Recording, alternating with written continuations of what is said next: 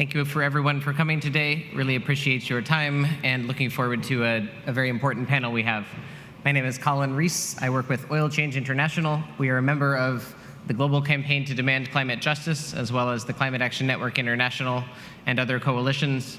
And we're here today at COP29 to start to think about COP30, to think about the decisions that have already been taken here at COP29 and the ones to come, and how they will impact the upcoming negotiations for next year and for years to come. So I want to turn it over to our panel of fantastic Latin American speakers and advocates who are mostly fellow members of the Global Campaign to Demand Climate Justice to hear their thoughts. We have an excellent panel, but we will start with Paloma Joffre from Earth in Brackets. Thank you, Colin, and thank you, everyone. Hello. Well, as Colin said, I am Paloma. I'm from Earth in Brackets. I'm part also of the Global Campaign to Demand Climate Justice. Today, we'll be having some wonderful panelists talking to us. They're all from Latin America. They're leaders that will give us an overview about what happened during this first week at COP, and also raise demands for the second week, as well as talking about COP30 in Belém. So I have the pleasure to introduce to my colleagues from the panel. We have Adrián Martínez from La Ruta del Clima. He's from Costa Rica. Ivonne Yáñez, de Acción Ecológica, Ecuador. Andrea Echeverry, de la Global Forest Coalition en Colombia. Maurín Santos, de FACE, en Brasil. Y Jesús Vázquez Negrón, de la Vía Campesina, en Puerto Rico. So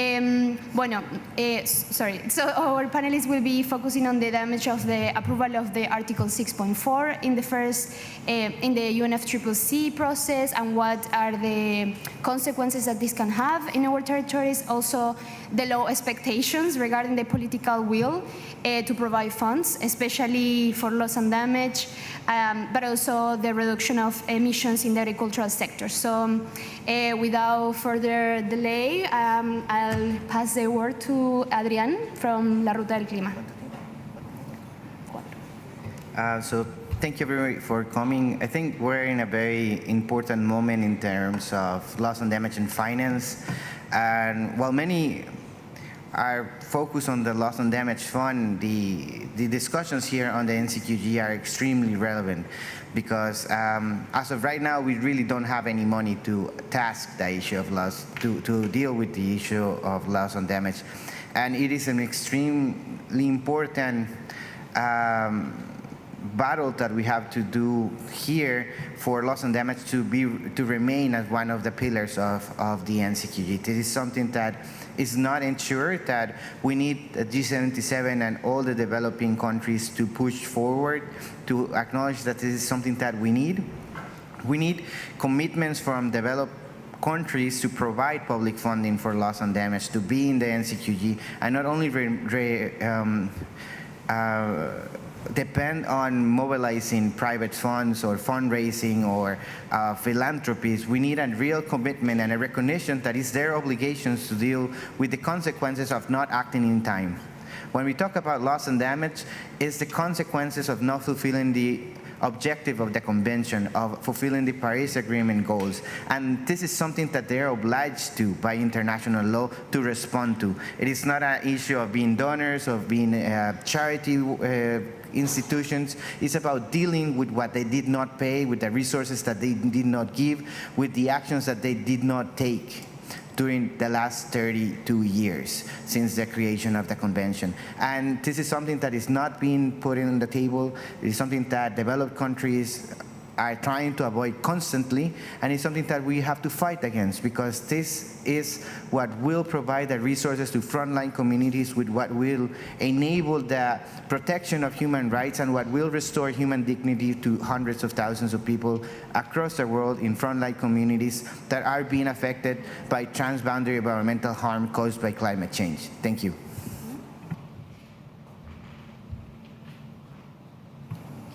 Thank you so much, Adrián, for the reflection. And now we are going to hear Ivonne Yáñez from Acción Ecológica, Ecuador. Thank you. Thank you, Paloma. I would like to say two three ideas in these 3 minutes that I have. First of all, I think that we know that all the decisions that have been taken last week are very bad for peoples and the climate. And I am convinced that after this week, things will be worse. And so I came here without any expectation that it will be a good result of this COP, but I live always convinced that every COP is worse and worse. And the second idea that I wanted to say is that when the organizations we are asking to polluters pay, is more than a slogan. It's more than a slogan. And I would like to add one word to this idea of polluters pay. When we say polluters pay, should be polluters pay a fine, not to pay a fee. I don't know if you understand the difference. To pay a fine and to pay a fee. A fee is I will pay and I will continue polluting. And this is exactly what is happening in this COP. They say, the negotiators, that if they put a lot of money, they will be paying a fee in order to continue polluting, thanks of carbon offsets and thanks of many other things. What we are asking is to pay a fine. This is what we need to push for, to pay a fine of what them have already been doing, which is abusing the space of the atmosphere with their carbon emissions, is devastating the territories where the oil and coal and all the fossil fuels are being taken out, and to recognize the existence of the ecological debt. And the third thing that I want to say is that they are talking about transitioning away of fossil fuels. They are talking about phasing down fossil fuels. No, they have to stop now the expansion of the oil frontier, the gas frontier, the coal minings, etc. And we have to ask them, when are you going to start to do this? Ecuador started last year because we voted to keep fossil fuels on the ground. Now we are demanding our government to implement the mandate of the popular decision. So I think that we are going to see these days very other bad things, including in the Article 6.8, the Just Transition Working Group, etc. So I call you to join us to continue demanding keep fossil fuels on the ground. Thank you.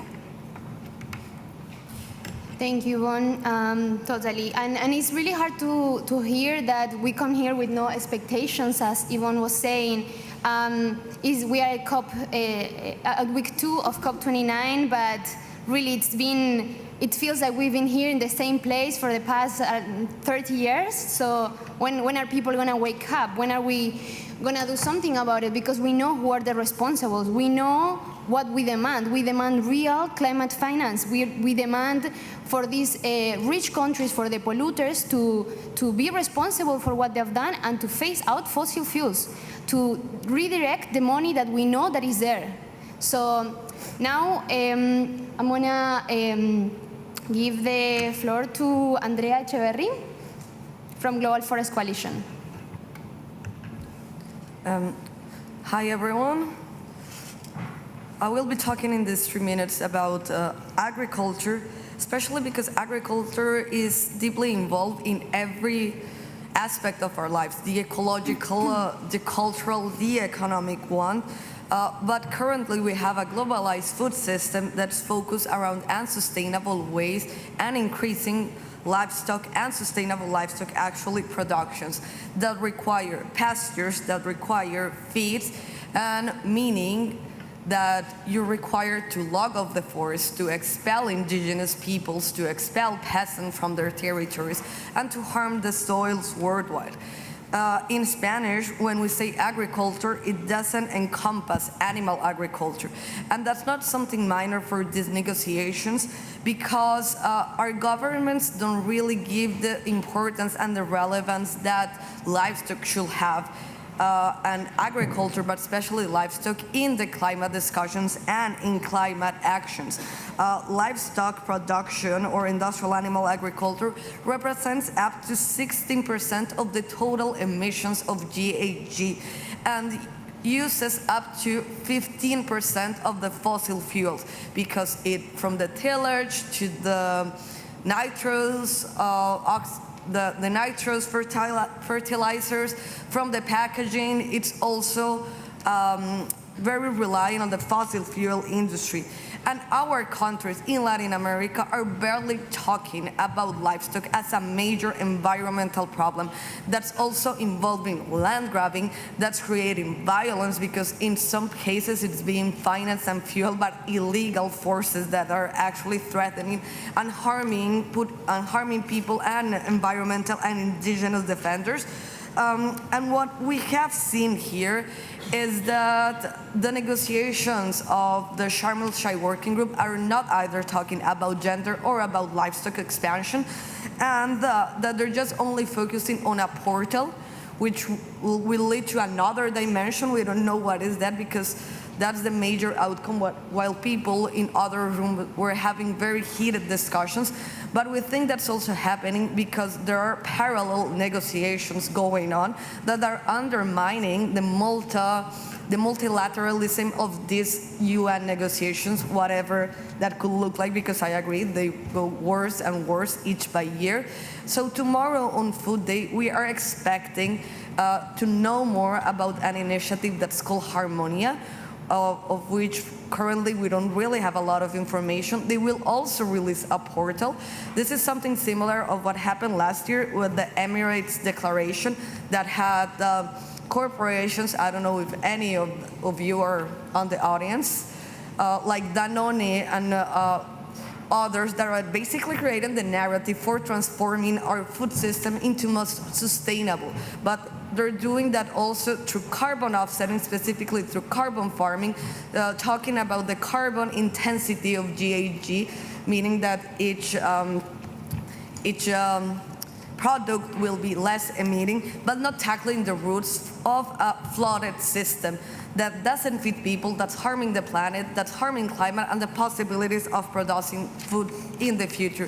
So big agriculture and big livestock are big polluters, are big consumers of oil, and we also need to kick them out of the negotiations as the big polluters that they are. Thank you. Thank you so much, Andrea, for your words.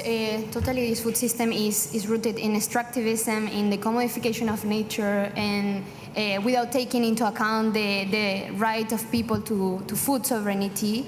So we need a radical transformation of our food system, and a system that doesn't continue to reproduce the same logics, the same colonialist logics of extraction that caused the problem in the first place.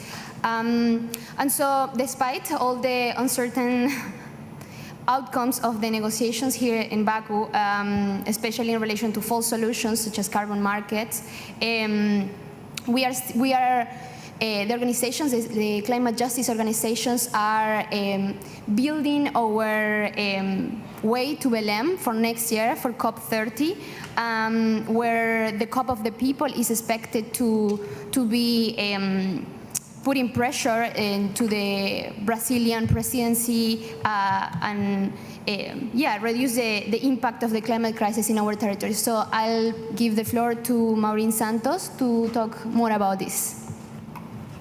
Thank you very much. I'm Maureen Santos. I'm from FASE and Belém Leather Group, and also here to represent our operative group from People Summit.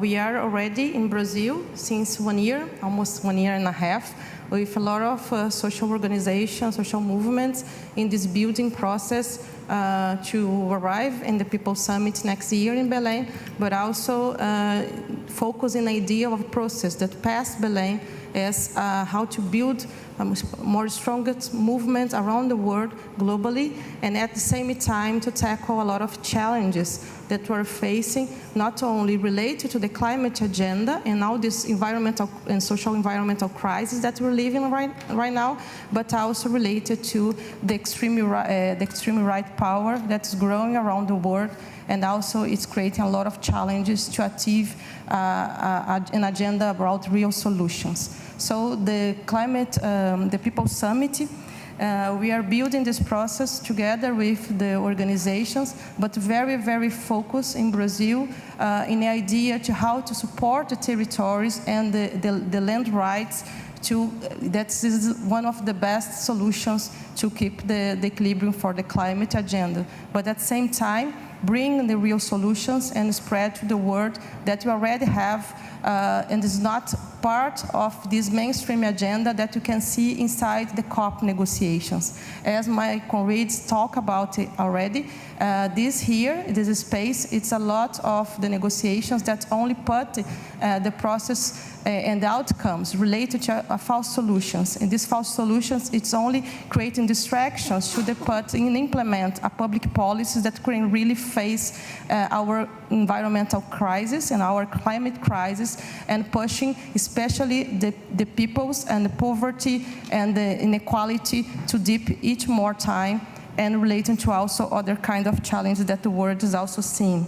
We are calling this process for all the organizations that can see this big mainstream process inside of the official space and build a process outside that's very focused in autonomous, popular, and a strong building movement process. We really believe that the People Summit towards COP30 can be a space that you can be strongly build the social movements in a more strengthened way, and at the same time can really support a strong force against the extreme rights and denying agenda against this climate crisis. At the same time, we wish to the organizations and social movements that are here, that's not really part of the process yet, can come to this agenda.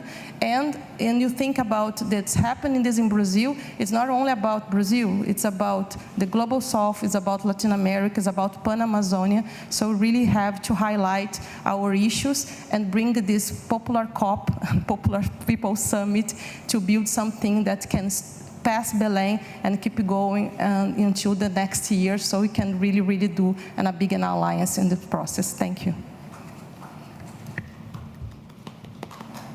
Thank you so much, Maureen.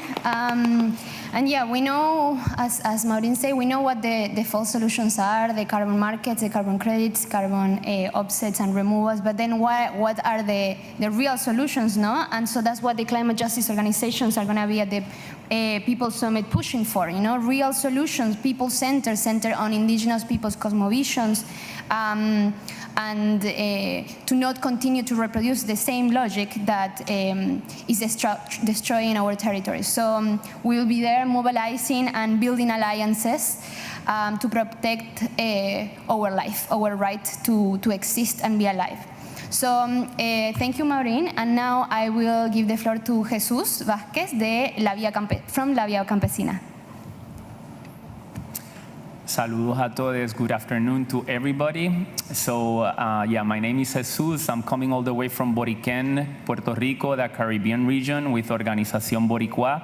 And we also have members from La Vía Campesina from Brazil, from the movement of people affected by dams, MABI, and also from the movement of small farmers, MPA, here in COP29. And we come here with our clear objectives. We come here to study. We come here to organize. We come here to analyze the context that we're in. And we come here also to act. While we recognize that all of civil society is not here. There is a lot of people missing, a lot of social movements missing, and for a good reason. They are burning down our house and they are not coming. So we need to make sure that we keep organizing, agitating and mobilizing to save our communities, to keep defending our natural commons, and to have a future, to guarantee a future of our planet. This is our responsibility that we assume, especially coming from generations that have given their life in this struggle. We promote and practice agroecology as a sustainable agri-food system, as a science based on ancestral knowledge and people's knowledge, as a social movement where we keep organizing, and as a way of life where we put into practice values and principles that are based on the natural law. And while we're here, we also maintain our deep solidarity with all of our people that are suffering from genocide. So we say our message of solidarity to Palestine, to stop the genocide, to free Palestine, and to achieve peace, and also in other occupied and colonized countries, such as in my country, in Puerto Rico. And I want to end with saying that 70% of the food in the world is produced by peasants, small-scale farmers, agrarian organizers, farm workers, in approximately 30% of the available arable land. So we need to know that we're hundreds of millions of people that are sustaining life, fulfilling the most sacred responsibility of sustaining life while stewarding and defending the natural commons. And as we say in La Villa Campesina, globalicemos la lucha, globalicemos la esperanza, globalize the struggle, and globalize hope. Thank you so much, Jesus. I can't agree more. It's important also to say again that we need to defund the genocide and fund climate justice. It's our responsibility, as Jesus said, to build the future and the present, to decolonize our political imagination. Now I'll give the floor to Colin. Yeah. Yeah. Thank you to all these incredible panelists. We know there are some press in the room and others, so would invite questions for any of the panelists and would request questions from press first if you have them. Raise your hand and we can get you a microphone.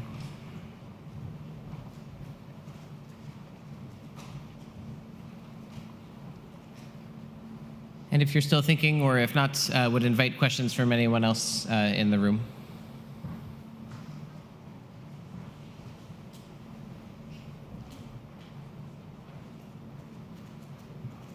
We have a question in the middle, I think.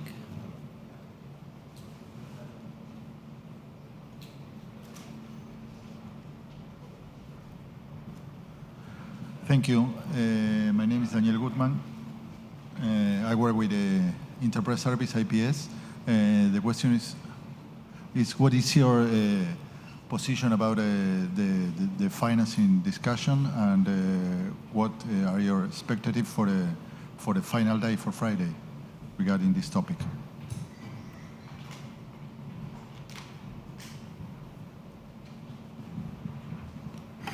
Thank you for the question. I think this is a critical issue for civil society and for people on the planet. I mean, there's a lot of rumors that there will be a bad decision, and there's a lot of pressure to make a decision here because the impending coming of Trump and the possible retreat of the U.S. from the convention or the Paris Agreement. But I think if you take your head out of this process and then you put the shoes of people in communities, we don't deserve a bad deal.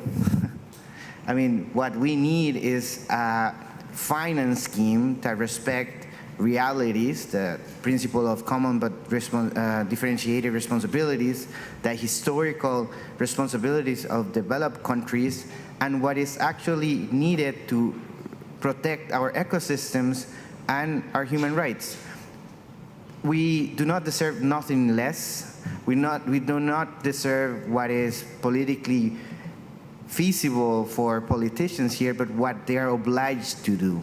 We hope delegations here remember that they have to act within a legal framework that ensures human rights and that accomplish the goals of the convention. Everything else, it is just talk. They have to fulfill their duties.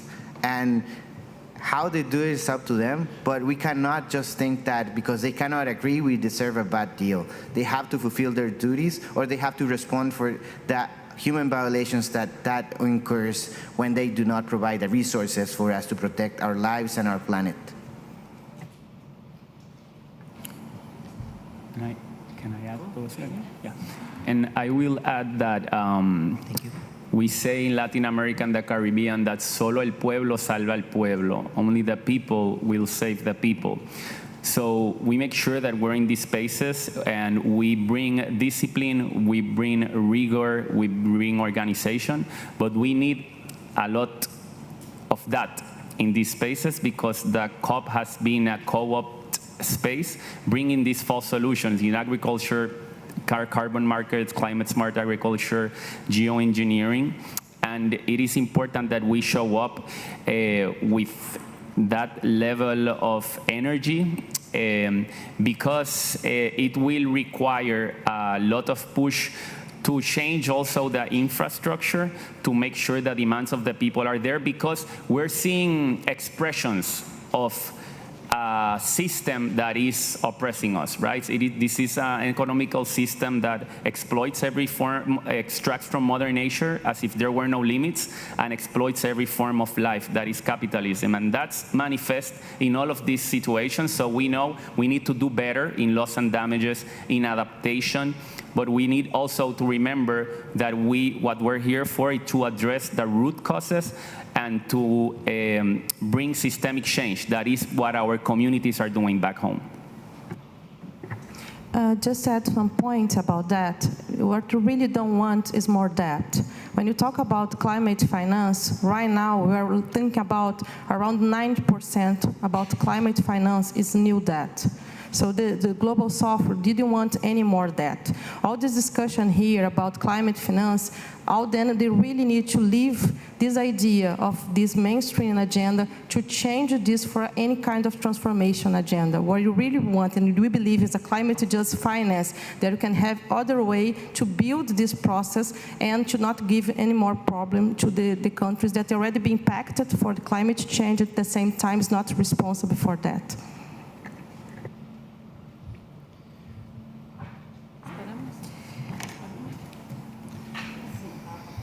América Latina. Presente. Presente. No to fail solutions.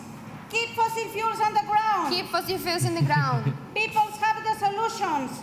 Sovereignty and power. Sovereignty and power. Globalicemos la lucha. Globalicemos la esperanza. Globalicemos la esperanza. Thank you.